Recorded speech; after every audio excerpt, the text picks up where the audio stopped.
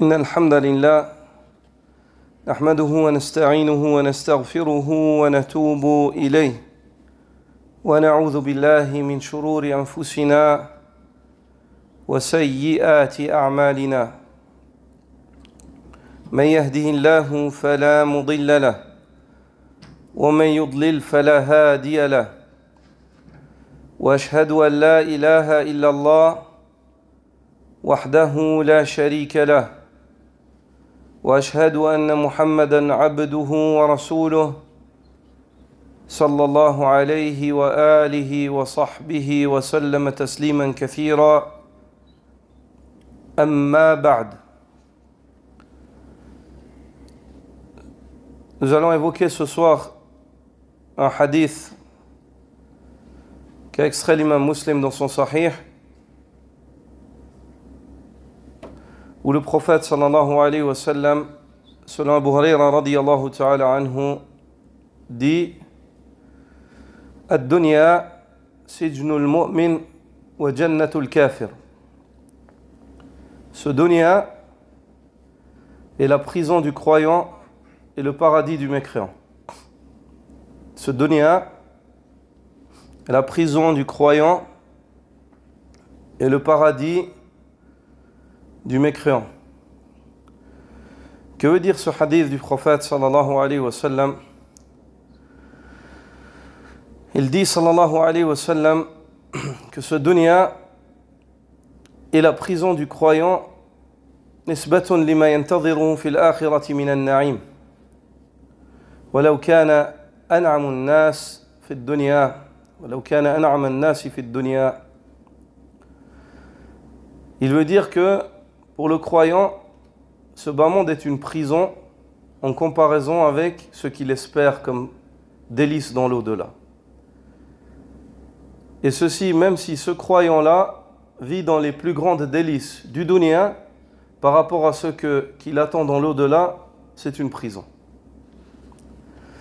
وأما الكافر فإن الدنيا له جنة بالنسبة لما ينتظره من العذاب في الآخرة ولو كان أشد الأهل الدنيا بؤسا.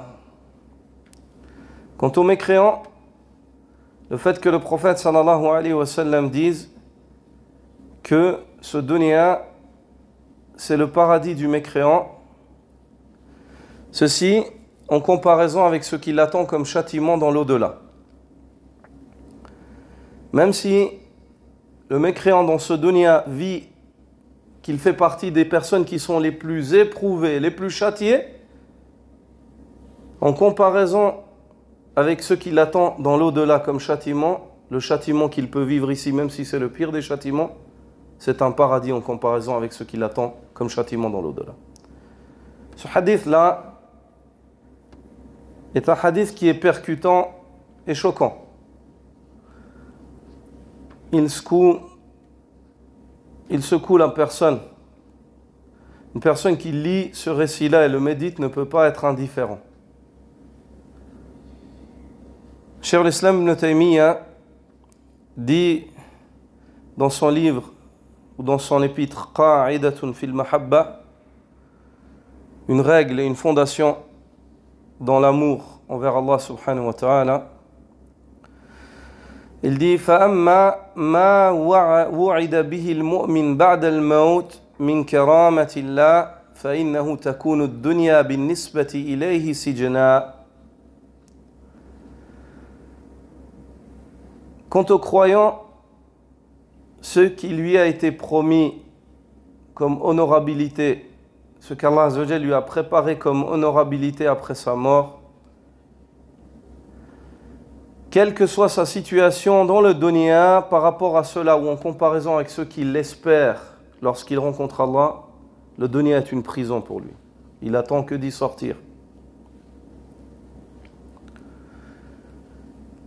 وَمَا لِلْكَافِرِ بَعْدَ الْمَوْتِ مِنْ عَذَابِ اللَّهِ فَإِنَّهُ تَكُونُ الدُّنْيَا جَنَّةً بِالنِّسْبَةِ إِلَى ذَلِكَ. انتهى.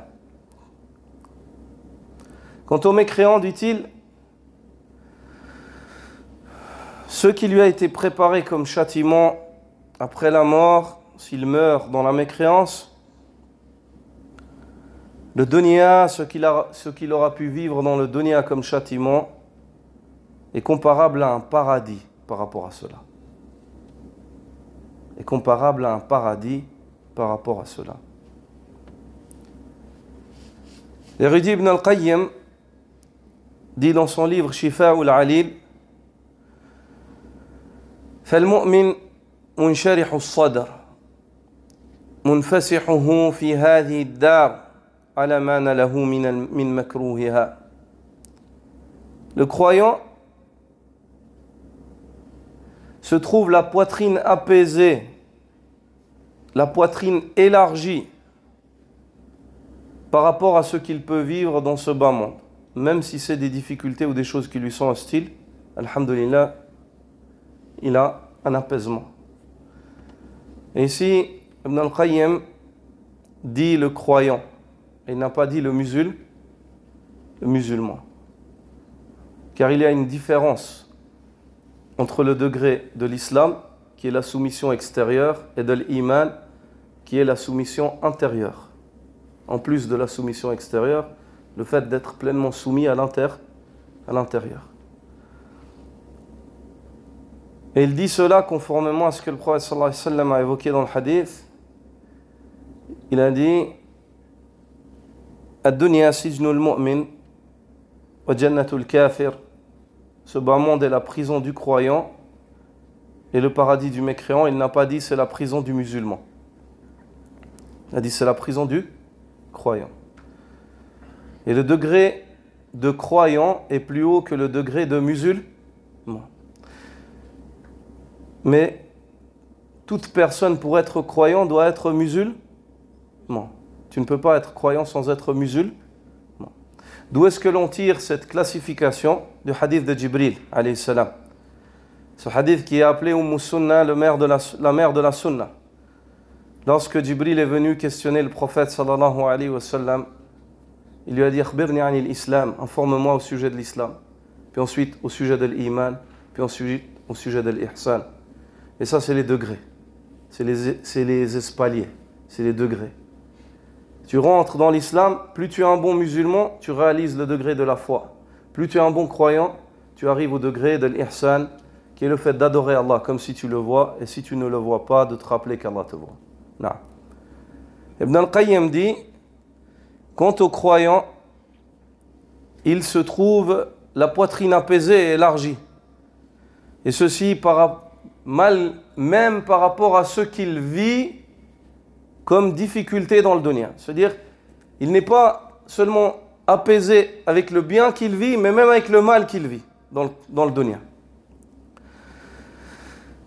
وَإِذَا قَوِيَ الْإِيمَانِ Et plus sa foi sera fermie, dit-il, وَخَلَطَتْ بَشَاشَتُهُ الْقُلُوبِ Et que la merveille ou la beauté de sa foi, elle se mêle à son cœur, plus la beauté de la foi se mêle au cœur du croyant, كَانَ عَلَى مَكَارِهِهَا أَشْرَحُ صَدْرًا مِنْهُ عَلَى شَهَوَاتِهَا وَمَحَابِّهَا. Et plus le croyant s'enracine dans la foi, et plus il se part de la beauté de la foi, son cœur s'embellit par la foi, plus le croyant ressent le délice de la foi et il se sent apaisé et sa poitrine s'élargit dans les malheurs qui le frappent dans le dunya beaucoup plus que dans les bonnes choses, les délices par lesquelles il est ou qui lui sont accordés. Ibn al-Qayyim ici te dit que plus ta foi est forte, plus tu te sens bien dans le malheur tout autant que dans les bonnes choses. Parce que tu sais que ça te vient d'Allah. Et tu es convaincu qu'Allah Azza wa Jal veut ton bien. Mais pour cela, il est important de revenir à l'iman. Si on ne révise pas notre iman, nous n'arriverons pas à ressentir cela. Et j'implore Allah subhanahu wa ta'ala de m'accorder de mettre en pratique ces mots-là. Car j'en ai fortement besoin. Et Allah est le meilleur des témoins. J'implore Allah subhanahu wa ta'ala de l'accorder à mes frères et sœurs. Qu'Allah azza wa jalla nous pardonne nos péchés et réforme notre situation par sa miséricorde et sa grâce. Jalla Jalalu.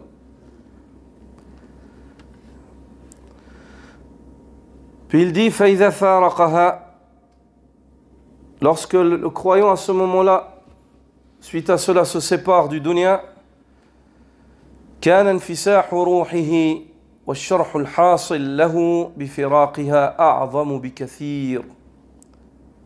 Et lorsque le croyant quitte le dunya, l'élargissement qu'il ressent dans sa poitrine, ainsi que celui qu'il vit dans son âme,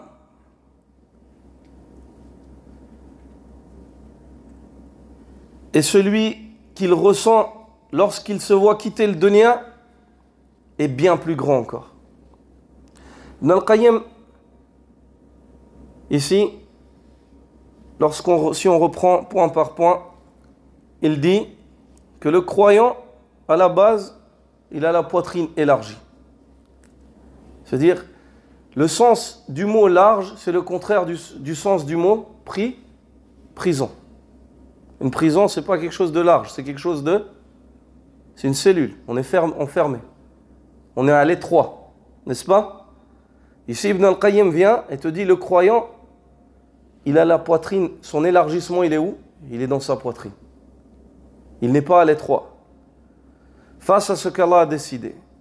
Et il dit, plus il s'enracine dans la foi, plus il se sent à l'étroit dans les malheurs qui le frappent. C'est-à-dire, le malheur le frappe et lui, sa poitrine, elle fait que s'élargir. Sa poitrine ne se rétrécit pas dû au malheur qui le frappe. Au contraire, elle continue de s'élargir. À quelles conditions?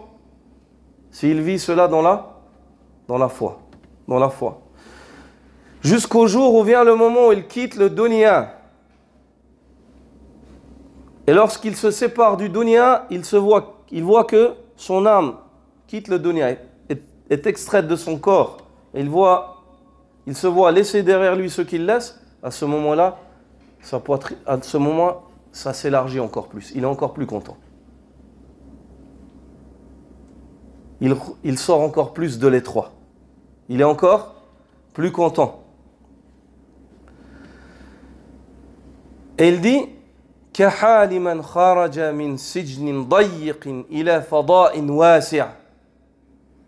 Son exemple à ce moment-là, dit Ibn al-Qayyim, est comparable à l'exemple d'une personne qui sort d'une prison étroite vers un horizon très large.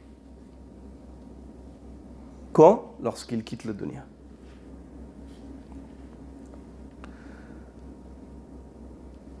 Il sort vers un horizon très large qui correspond très bien à sa situation.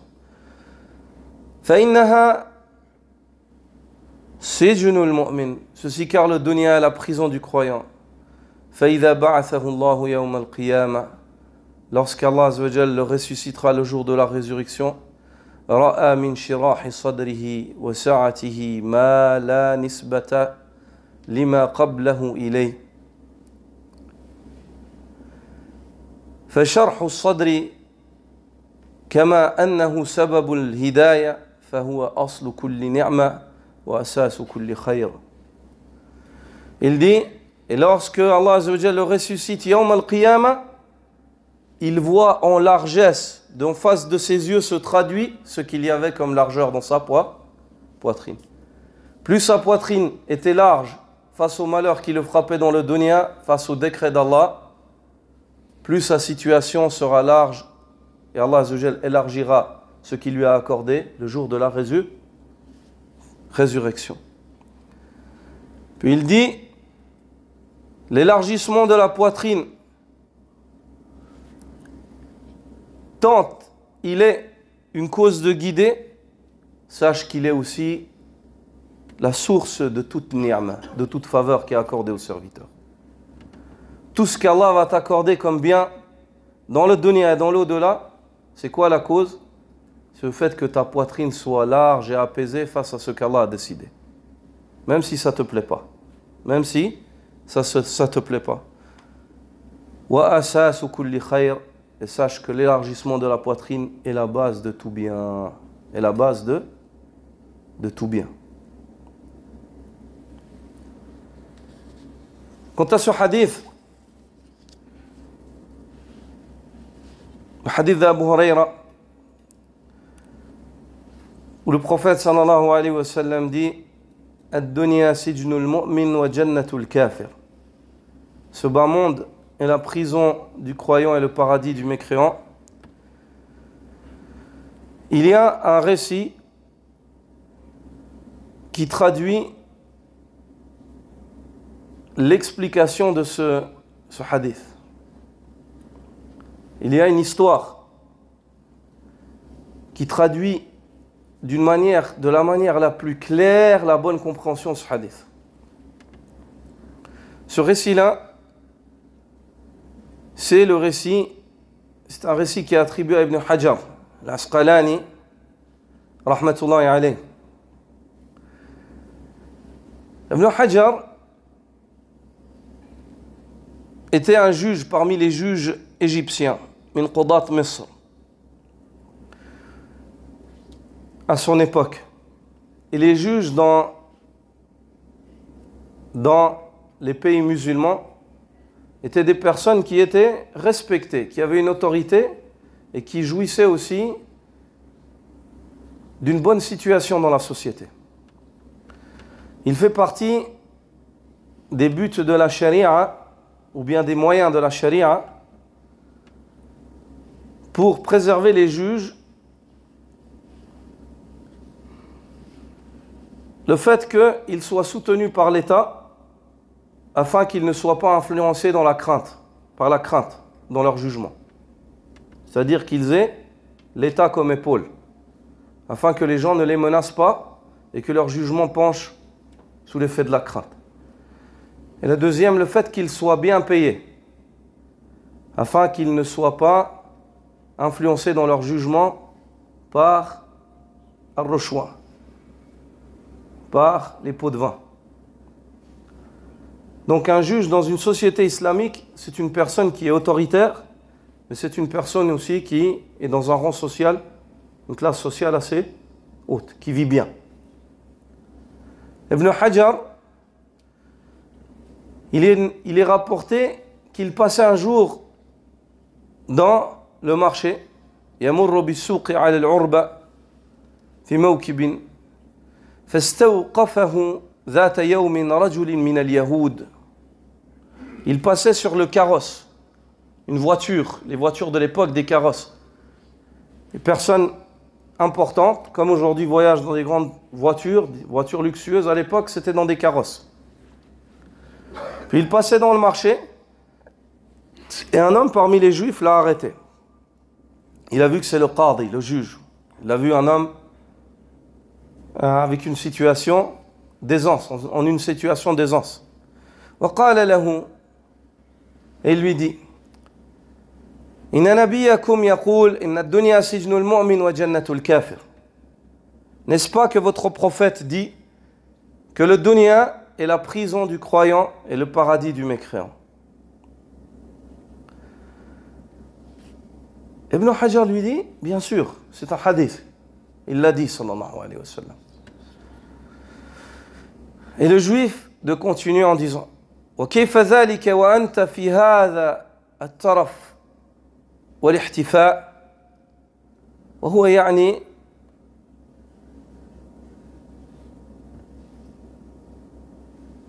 أنه يعني نفسه يعني في الفقر والشدة والجوع. Je dis comment est-ce que ce hadith on le comprend? Comment est-ce qu'il aurait pu dire ça à ton prophète alors que regarde dans la situation dans laquelle tu es toi, dans l'aisance, dans la richesse? Il dit à Ibn Hajar. Comment est-ce qu'on comprend ça? Et il sous-entend par cela, quant à moi, je suis pauvre. Ce juif-là, c'était une personne qui travaillait toute la journée au marché pour voir en fin de journée s'il arrivait à nourrir ses enfants ou pas. Il interpelle Ibn Hajar et lui dit N'est-ce pas que ton prophète a dit que le dunya est la prison du croyant et le jannah du kafir? Qu'en est-il alors? Il a dit, comment est-ce que c'est possible que toi, tu es croyant et tu es dans cette situation, et il veut sous-entendre que moi, se disant je suis kafir, hein, selon vous, je suis kafir, je ne suis pas croyant. Tu vois, et je suis dans cette situation. Ibn Hajar, et c'est là qu'il y a la compréhension du hadith. Regardez la réponse. Il dit Ana wa in kuntu kama tara min al-ihtifa'i wal khadam فهو بالنسبة لي بما يحصل للمؤمن من نعيم الجنة كالسجن. Quant à moi, il dit, la situation dans laquelle tu me vois, dans l'aisance, le fait que tu vois et que des gens me servent et que j'ai les moyens, par rapport à ce qui va m'arriver dans l'au-delà si je meurs croyant, ça, ce que tu vois, c'est comme une prison.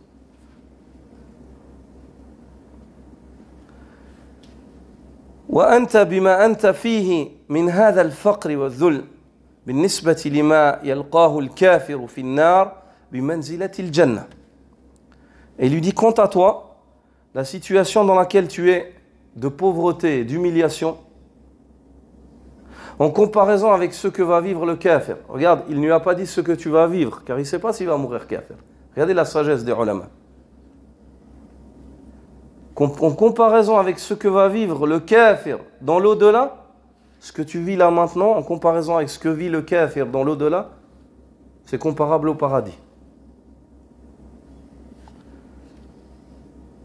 فعجب اليهودي هذا الكلام وشهد شهادة الحق. Le juif s'est étonné de cette réponse et il a dit أشهد أن لا إله إلا الله وأشهد أن محمدا رسول الله. Je témoigne qu'il n'y a de divinité en droit d'être adoré si ce n'est Allah, et je témoigne que Mohammed est le messager d'Allah. Ça, c'est la compréhension de ce hadith. C'est que toi, en tant que croyant, combien même tu sois l'homme qui est dans la plus grande aisance, pour le croyant, cette aisance-là, c'est qu'une prison qui le retient de retourner à Allah, celui qu'il aime le plus. Et que toi, ou la personne mécréante, combien même qu'il soit dans le plus gros des pétrins, la plus grosse des difficultés dans ce bas monde, en comparaison avec ce qui attend le mécréant dans l'au-delà, ceci est comparable à un paradis, même si c'est les plus grandes des difficultés. Ce hadith-là, comme l'a évoqué Cheikh al-Islam Ibn Taymiyyah, Ibn al-Qayyim, doit pousser le croyant à ressentir un apaisement face au décret d'Allah Azza wa Jal. Et que l'essentiel pour le croyant, c'est qu'il soit croyant. Et l'essentiel, ce n'est pas est-ce qu'il est dans l'aisance ou dans la difficulté. Le prophète sallallahu alayhi wa sallam dit Ajaban li amri al-mu'min inna amrahu kullahu lahu khayr. Comme est étonnante la situation du croyant, toute son affaire est bonne pour lui. إن أصابته سراء شكر فكان خيرا له وإن أصابته ضراء صبر فكان خيرا له وليس ذاك لأحد ذلك إلا لأحد وليس ذاك لأحد إلا للمؤمن. Le prophète sallallahu alayhi wa sallam dit, comme est étonnante la situation du croyant, si il jouit d'une faveur, il est reconnaissant, il témoigne de sa foi par la reconnaissance. Et cette faveur-là est un réel bien pour lui. Car une faveur qu'Allah t'accorde, et quant à toi tu l'accueilles avec ingratitude, elle n'est pas un bien. Même si tu jouis d'elle, ça va être la cause de ton châtiment si Allah ne te pardonne pas.